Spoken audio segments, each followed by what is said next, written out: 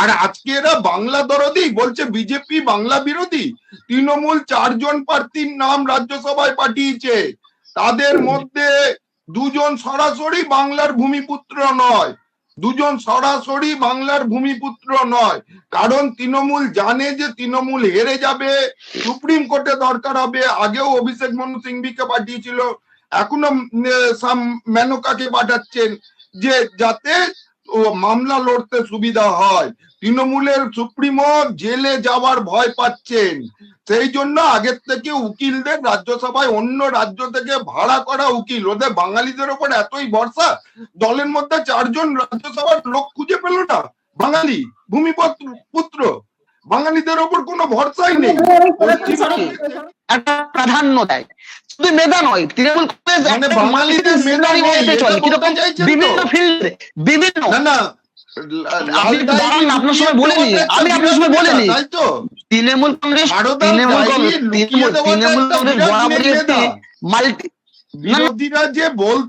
বিরোধীরা যে বলতো পুলিশ তুমি উর্দি ছাড়ো, তৃণমূলের ঝান্ডা ধরো, সেটা রিটায়ার্ড হয়েই রাজীব কুমার উনি তৃণমূলের রাজ্যসভার ক্যান্ডিডেট হয়ে প্রমাণ করে দিলেন পুলিশ তার উর্দি ছেড়েছে এবং তৃণমূলের ঝান্ডা ধরেছেন।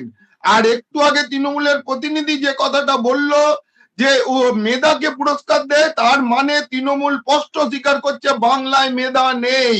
তার জন্য ওনাদের ইউসুফ পাঠান, কীর্তি আজাদ এদেরকে নিয়ে আসতে হচ্ছে, শত্রুঘ্ন সিনহা এদেরকে লোকসভায় পাঠাতে হচ্ছে। আর এই আইনজীবী মেনকা আর উত্তরপ্রদেশের যিনি আইনজীবী মেনকা যিনি তামিলনাড়ুর, এবং উত্তরপ্রদেশের রাজীব কুমারকে রাজ্যসভায় পাঠাতে হচ্ছে। এটা হচ্ছে আসলে কিছুই না, লাল ডায়েরির সারদার লাল ডায়েরির লোপাটের পুরস্কার হিসাবে যে রাজীব কুমারকে রাজ্যসভার টিকিট দেওয়া হয়েছে। আদালতকে সম্মান করেন না এনারা, দেশের সংবিধানকে সম্মান করেন না। আর বাঙালির কথা তো বাদই দিন, ওনাদের অভিষেক বন্দ্যোপাধ্যায় বলছেন মাতঙ্গিনী হাজরা নাকি বর্ণ পরিচয় লিখেছিলেন।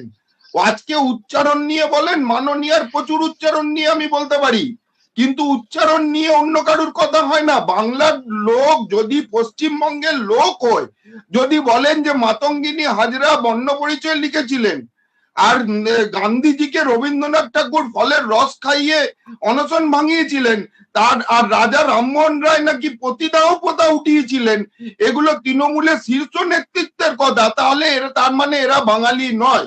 আর বাঙালি নয়, এদের লোকসভা এবং রাজ্যসভার ক্যান্ডিডেট পাঠানো দেখেই প্রমাণিত হয়ে গেছে এরা বাঙালি নয়, এরা আসলে হচ্ছে বাঙালি।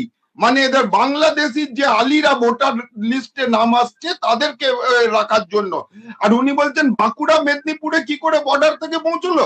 সারা ভারতবর্ষে তৃণমূল সাপ্লাই করছে জঙ্গি, সারা ভারতবর্ষে পাওয়া যাচ্ছে জঙ্গি বাংলাদেশি নাগরিক, তার কাছে পশ্চিমবঙ্গের আধার পাওয়া যাচ্ছে, পশ্চিমবঙ্গের রেশন কার্ড পাওয়া যাচ্ছে, বর্ডার দিয়ে পিলপিল করে পালিয়ে যাচ্ছে। উনি বলছেন যে লক্ষ্মীর ভান্ডার পাই আমি। তো পশ্চিমবঙ্গ তো পুরো সারা ভারতবর্ষে সাপ্লাই করছে জঙ্গি, সেই কারণেই পশ্চিমবঙ্গে এবারে পরিবর্তন দরকার। আর পশ্চিমবঙ্গের মানুষ পরিবর্তন করবে, এবং এবারে নিশ্চিন্তে থাকতে পারেন গৌতম বাবু যে আমরাও কিন্তু তৈরি আছি, গতবারের ভুল ত্রুটিগুলোকে শুধরে নিয়ে আমরাও কিন্তু তৈরি আছি যে কিভাবে বুথে আমাদের ভোট রক্ষা করা যায়, আর কাউন্টিং টেবিলে তৃণমূলের হুমকির কিভাবে মোকাবিলা করা যায়। সুতরাং আমরা সেইভাবে তৈরি আছি, বিজেপি তৈরি আছে, এবং বিজেপি জয়ের সেলিব্রেশন ঠিক সময় মতোই করবে। বিজেপি এবারে জিতবেই, 2026-এর আর কয়েকটা মাস পরেই বিজেপি সরকার ক্ষমতায় আসছেই।